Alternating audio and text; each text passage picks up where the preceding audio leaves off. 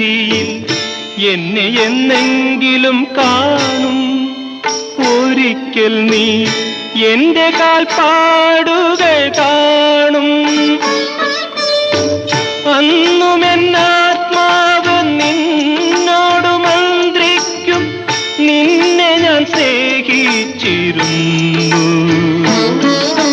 രാത്രി പകലിനോടെന്ന പോലെ യാത്ര ചോദിപ്പൂ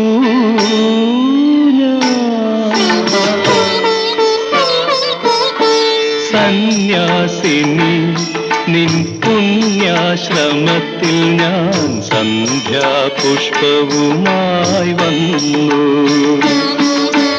ആരും തുറക്കാത്ത